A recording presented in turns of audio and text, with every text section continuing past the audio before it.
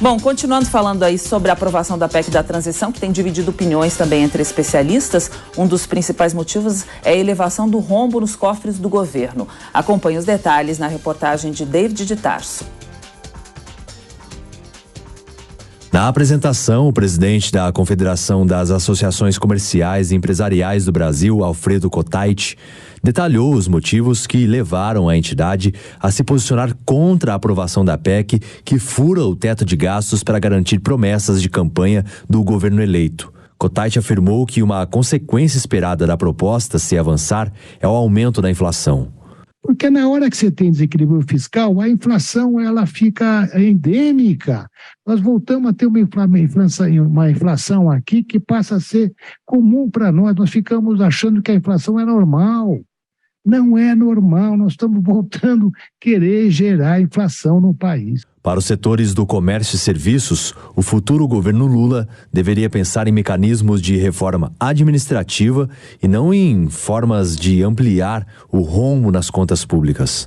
O presidente da Confederação das Associações Comerciais e Empresariais do Brasil garantiu que é favorável à manutenção do Auxílio Brasil no valor de R$ 600, desde que os recursos sejam provenientes da União e não do aumento de impostos. Se eles furaram, eles que respondam, ou então deve ter encontrado uma outra despesa.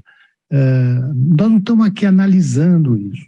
Nós estamos dizendo, mais uma vez, eu não estou contra, nós somos a favor, nós somos a favor de ajudar, nós somos contra mexer no tamanho do Estado, na PEC.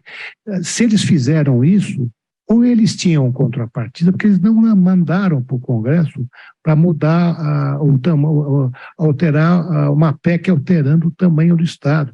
Conforme o presidente do setor, que representa cerca de 2 milhões de empresas em todo o país, a equipe de transição do governo Lula, antes de tomar qualquer decisão e criar propostas, deveria ouvir a sociedade civil por meio das instituições existentes. Uma carta elaborada pela Confederação com todos os apontamentos e propostas do setor foi encaminhada à presidência do Senado e aos senadores.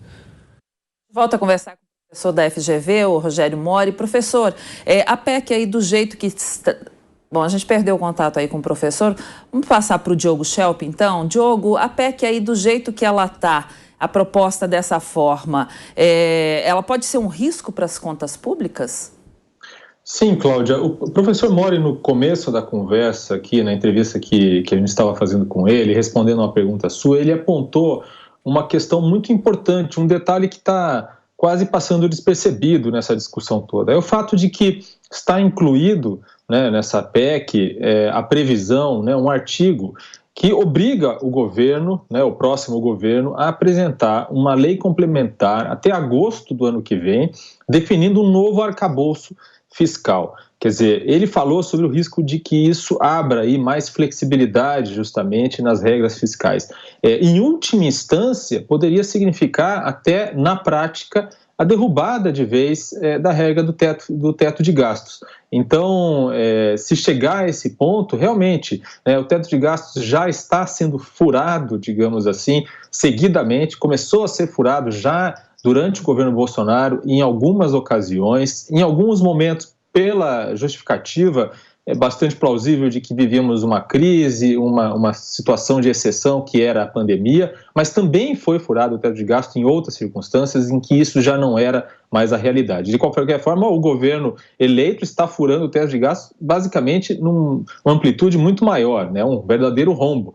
E com essa possibilidade de criação de um novo arcabouço fiscal, tudo indica que o caminho vai ser esse mesmo, né? O Haddad, que está sendo cotado para o Ministério da Fazenda, já falou sobre isso, sobre essa necessidade de mudar as regras para a questão fiscal. Então, isso cria insegurança no mercado, cria uma situação de juros mais altos, né? Uma situação de pressão sobre os juros que é pago pelo governo em relação à sua dívida. Enfim, tudo isso também cria, então, uma pressão inflacionária, como a gente viu na reportagem. São situações preocupantes, então a gente precisa pelo menos saber quem é o ministro da Fazenda. E se for Haddad, a gente já sabe o que ele pensa sobre o assunto.